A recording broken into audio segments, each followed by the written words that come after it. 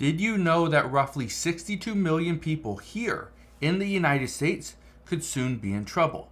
This is because small businesses are struggling to keep up with their rents. They're struggling to just afford paying their employees, afford just continuing to operate. Some companies are going under as we speak. But the reason why I'm bringing this to your attention today is simple. We are seeing more and more companies opting for bankruptcy and closures as opposed to fighting to try and stay open a little bit longer. So I'm going to break down what is going on at this time and why more than 60 million people are at severe risk. So all I ask is one thing, takes 2 seconds. Go ahead, hit that like button if you enjoy these daily updates. And now let's begin.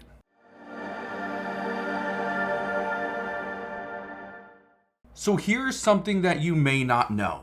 Small businesses have been in a crisis for some time because there are more and more businesses that are unable to pay their rents.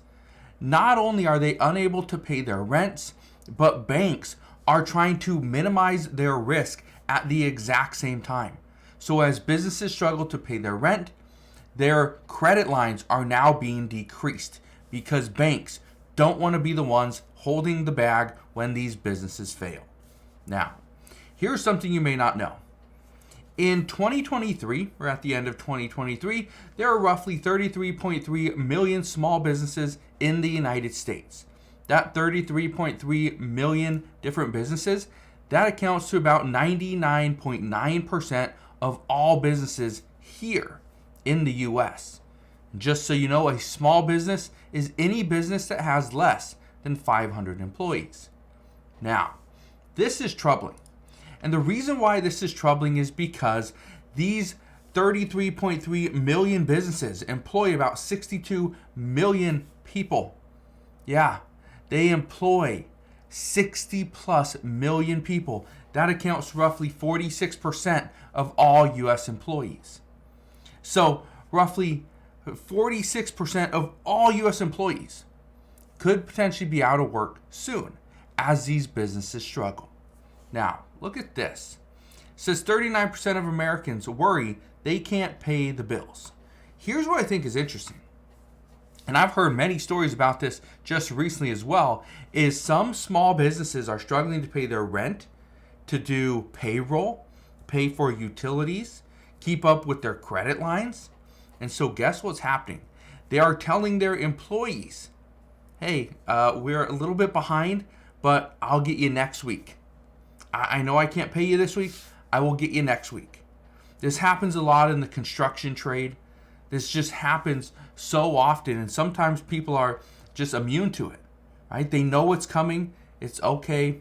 Don't worry. You'll get me next week. Well, this has happened many times before. This has happened back in 2020. This happened back in 2008, where businesses were just telling their employees, keep coming in. I will get you. Don't worry. I will pay you. Here's the problem. Eventually, you get so far behind that there's no way you're ever going to catch up. So listen to this. Experts are now concerned that these small businesses, and again, and I want to be very clear why I'm telling you this right now. We are about to see things go from bad to worse in about 6 months. According to experts, they are saying the first quarter of 2025 will be the biggest, okay, and the worst time in the U.S. economy. And it is because we have a commercial real estate mortgage crisis on our hands, where about $1.5 trillion in commercial real estate must be refinanced. Well, if the Federal Reserve doesn't start cutting interest rates quickly and aggressively, then we are going to see so many different commercial buildings sit vacant. Banks are going to be stuck with them. Banks don't want them. Banks aren't there to hold on to real estate. They're not in the real estate investment business. They're in the lending business. And so this is the reason why I bring this to your attention.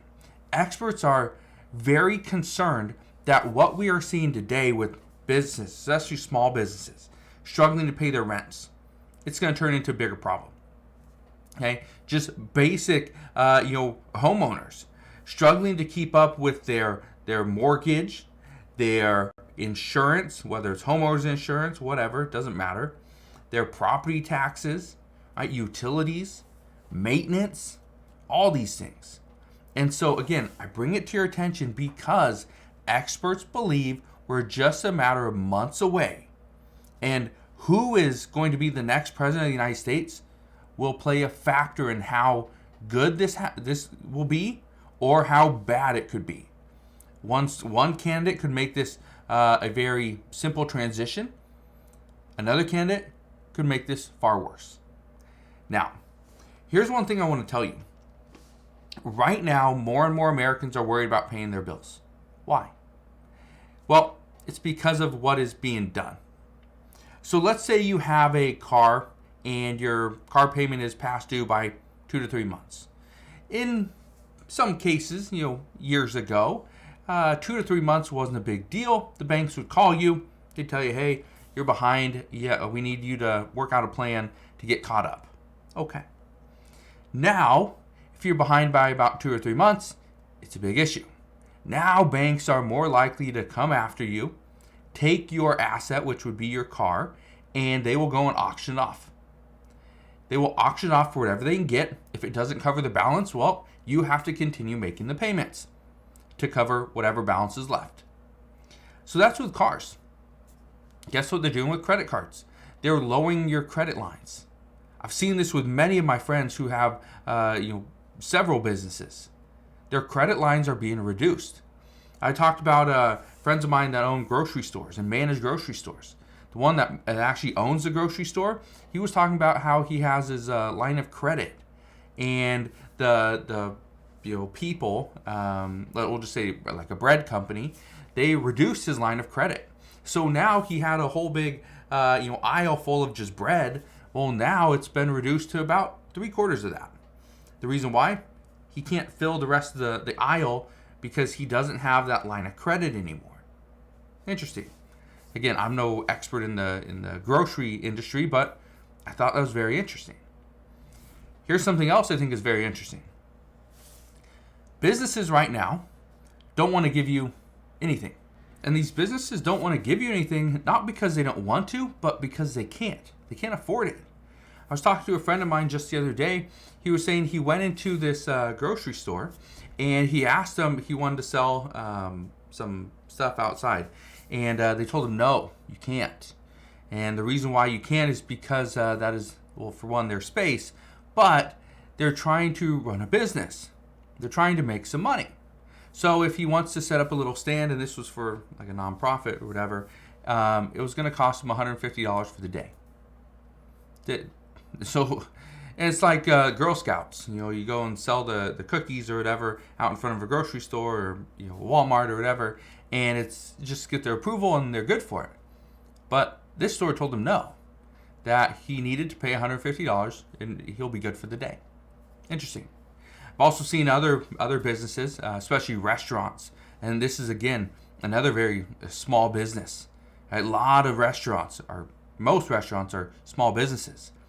But I think what's interesting is you go into a restaurant, and I asked somebody the other day, I said, okay, and just getting a little snack, whatever. But I asked him, well, okay, you see, I see here on the the final tip, whatever, or final bill, like there's a spot for a tip, and when you go and look at the register, there's a spot. It's 15%, 20%. There's a 25% and a 35%.